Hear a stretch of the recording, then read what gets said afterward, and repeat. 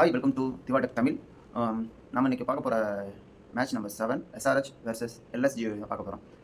அந்த ப்ரிவியூவில் யார் அதிகம் நடிப்பாங்க, அவங்களுடைய பெர்ஃபார்மன்ஸ் எப்படி இருக்கும் அப்படின்னு பார்க்க போகிறோம். எஸ்ஆர்ஹெச் டீமை பற்றி பார்த்தோம்னா அவங்க எப்பொழுதுமே பயங்கர பேட்டிங் லைனை வச்சுருக்காங்க. இந்த டைம் பவுலிங் ரொம்ப ஸ்ட்ராங்காக வச்சுருக்காங்க.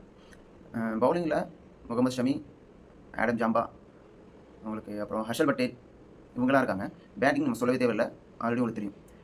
இன்றைக்கி மேட்ச் ஹைதராபாத் நடக்குது. ஆல்ரெடி அவங்க ஒரு 167 ரன்ஸை 62 பால்ஸில் சேஸ் டவுன் பண்ணியிருக்காங்க. அப்படிங்கும்பொழுது இந்த மேட்ச் ஒரு 300 ரன் போகுமா அப்படிங்கிற ஒரு டவுட்டு எல்லாருக்குமே வரலாம்.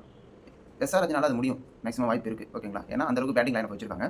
இப்போ அடிஷனல் இஷான் கிஷன் ஆட இருக்காரு. போன மேட்ச் 100 கோல் போட்டார். இந்த மேட்ச் வந்து உங்களுக்கு எல்எஸ்ஜி வந்து அவங்க டாப் ஆர்டர் 3 பேட்ஸ்மேனை எப்படி அவங்க பவுலிங் ஹேண்டில் பண்ணுறாங்க பொறுத்து தான் இந்த மேட்ச் எல்எஸ்ஜி கையில் இருக்கா இல்லையாங்கிறது நம்ம பார்க்க முடியும். எல்எஸ்ஜிக்கு வந்து ஒரு டிஸ்அட்வான்டேஜ் என்னன்னா, ஆவேஸ் கான் போன மேட்ச் இல்லை, இந்த மேட்ச் திரும்ப வந்திருக்காரு. அது அவங்களுக்கு ஒரு பெனிஃபிட் தான். பட் ஆகாஷ் டீப், மயங்க் யாதவ் வந்து ஒரு இன்ஜுரி கன்செப்ஷன் இருக்காங்க. இதனால் அவங்களுக்கு பவுலிங் சொல்லும் பொழுது உங்களுக்கு வெளிநாட்டு பவுலருக்கு அவங்கள்ட்ட யாரும் அந்த அளவுக்கு இல்லை.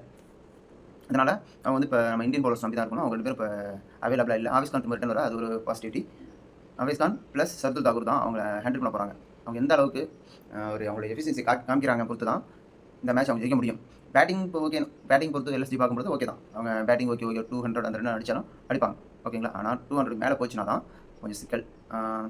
ஏன்னா எஸ்ஆர்ஹெச் வந்து எவ்வளோ ரன் அடிச்சிருவாங்க, அது அப்படி தான் இருக்கணும். எவ்வளோ பெரிய பவுலிங் அந்த மாதிரி அடிக்கிறாங்க, அப்போ எல்எஸ்ஜி வந்து ஈஸியாக அடிக்கலாம். ஓகேங்களா, அதுக்கு ஏற்ற மாதிரி அவங்க பிச்சும் செம்ம பேட்டிங் பிச்சு, எஸ்ஆர்ஹெச் ஹைதராபாத் பிச்சு. ஓகேங்களா, அப்படி பார்க்கும்பொழுது எது அவங்களுக்கு ஒரு எல்எஸ்சிக்கு எது அவங்களுக்கு பெரிய திருப்பிச்சிட்டா இருக்குன்னா, ஃபஸ்ட்டு அவங்க வந்து டிராவிஸ் கட், அபிஷேக் சர்மாவை ஒரு 6 ஓவருக்குள்ளே மினிமம் 50 ரன்ஸ் அப்படி கொடுத்து ஒரு விக்கெட்டாச்சும் மினிமம் கட்டணும். 50 ரன் கொடுத்து ஒரு விக்கெட்டாச்சும் எடுக்கணும். இல்லை ஒரு 40க்குள்ளே கட்டுப்படுத்தி ஒரு விக்கெட்டாச்சும் எடுக்கணும். அவங்கள நின்னாலே ரன் அடிப்பாங்க. அப்படிங்கும்பொழுது நம்ம என்ன பண்ணணும், அவங்களை விக்கெட் எடுக்க தான் பார்க்கணும். இல்லை அதுக்கு ட்ரை பண்ணணும். நான் ஒரு குறிப்பிட்ட திட்டமிடல் இந்த வந்தாங்கன்னா இது அவங்களுக்கு மேக்ஸிமம் பெனிஃபிட்டாக இருக்கும். எல்எஸ்ஜி வெர்சஸ் எஸ்ஆர்ஹெச்சோட ஒரு கம்பைன்டு லெவலாக பார்ப்போம். யார் எந்த டீம் இருக்க வாய்ப்பு இருக்குது, கம்பைன்டு லெவல்னா ஒரு டாப் பெர்ஃபார்மராக இருக்க வாய்ப்பு இருக்குது அப்படின்னு நம்ம பார்க்கலாம். ஓகேங்களா, அப்போ வந்து ஹைதராபாத்தில் டிராவிஸ் கட், அபிஷேக் சர்மா, இஷான் கிஷன் கண்டிப்பாக வந்துடுவாங்க. ஓகேங்களா, அப்புறம் ஹென்ரி கிளாசனுக்கு இப்போது Abhishek Sharma Travis cut perform பண்ணுறதுனால ஹென்ரி கிளாசனுக்கு அதிக வாய்ப்பு இல்லை. அவங்க 2 ஃபெயில் ஆனால் மட்டும்தான் ஹென்ரி கிளாசன் உள்ள வராரு. அப்படிங்கிற ஒரு வாய்ப்பு அதிகம் கிடைக்க மாட்டேங்குது. மேலே டோட்டலாக முடிச்சிடுறாங்க. அப்படிங்கும்போது ஹென்ரி கிளாசன் அதிக வாய்ப்பு வர மாட்டேங்குது. ஓகேங்களா, பவுலிங்கில் சொல்லும்போது ஹர்ஷல் பட்டேல், முகமது ஷமி, ஆடம் ஜாம்பா அவங்க 3 பேரும் எடுத்துக்கலாம். இல்லை ஹர்ஷல் பட்டேல் வந்து இப்போ லாஸ்ட்டாக கடந்த சீசன்லாம் ரொம்ப அடி வாங்குறாரு. அந்தளவுக்கு ஒரு எக்கனாமிக்காகவும் ஒரு விக்கெட் டேக்கிங்காகவும் இல்லை அவர் பவுலர். முகமது ஷமி வந்து நல்லா இம்பாக்ட் ஆக வாய்ப்பு இருக்குது. ஆடம் ஜாம்பா இப்போ நம்ம இந்த கம்பெனி லெவலில் Mohammed Shami plus Adam Zampa add பண்ணிக்கலாம். அப்புறம் Pat Cummins, captain SRH captain Pat Cummins வந்து பவுலிங்லேயும் சரி பேட்டிங்கில் அவரோட கிடைச்ச வாய்ப்பை செம்மையாக பயன்படுத்துவார். ஓகேங்களா, அவங்கள நம்ம ஆட் பண்ணிக்குவோம். அப்புறம் எல்எஸ்ஜி போகும்பொழுது நிக்கோலஸ் பூரன், டேவிட் மில்லர், சபாஸ் அகமத் இவங்க 3 பேரும் ரொம்ப ப்ராமிசிங்காக இருப்பாங்க எனக்கு தெரிஞ்சு.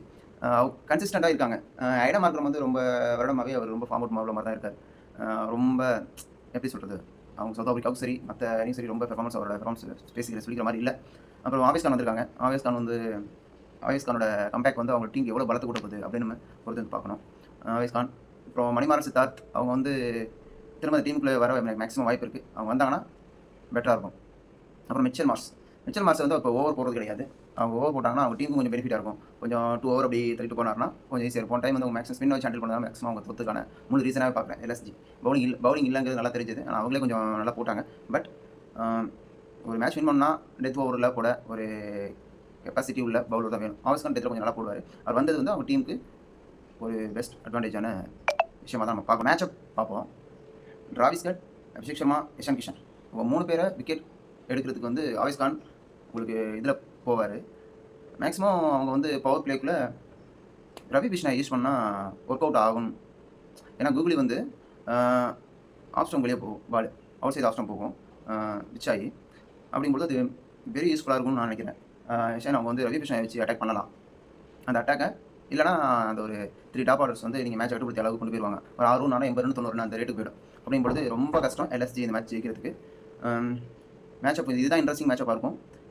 இல்லைனா இவங்க சைடு வந்து ஆடம் ஜாம்பா அவருக்கு வந்து மேட்சப்பாக டேவிட் மில்லர் அவர் சரியான மேட்சப்பாக இருப்பார். இந்த மேட்சப்பில் யார் வின் பண்ணுறாங்கன்னு பார்க்கலாம். இந்த மேட்சோட ப்ரிடிக்ஷன் வந்து எப்படின்னா, மேக்ஸிமம் மேட்ச் ப்ரிடிக்ஷனுங்கிறது நம்ம டீமு அவங்களுடைய ஸ்குவாட் அனலைஸ் வச்சு, அப்புறம் அந்த பிட்ச் ரிப்போர்ட் இதுக்கு முன்னாடி எப்படி பெர்ஃபார்ம் பண்ணியிருக்காங்க, அதை வச்சு நம்ம ஒரு ப்ரெடிக்ஷன் கொடுப்போம். அந்த ப்ரெடிக்ஷன் பார்க்கும்பொழுது எஸ்ஆர்ஹெச்சுக்கு மேக்ஸிமம் வாய்ப்பு இருக்குது இந்த மேட்ச்சை வின் பண்ண. பட் அந்த டே யார் நல்லா பெர்ஃபார்ம் பண்ணுறாங்களோ அவங்க தான் வின் பண்ணுவாங்க. ஓகேவா? யார் வின் பண்ணுறாங்கன்னு பார்க்கலாம். ஓகே கைஸ், நம்ம எஸ்ஆர்ஹெச் வர்சஸ் எல்எஸ்ஜியோட ப்ரிவ்யூ பார்த்தோம். நெக்ஸ்ட் வீடியோவில் நம்ம நெக்ஸ்ட் மேட்சோட ப்ரிவ்யூ அண்ட் அனலைசிஸ் பார்க்கலாம். தேங்க்யூ.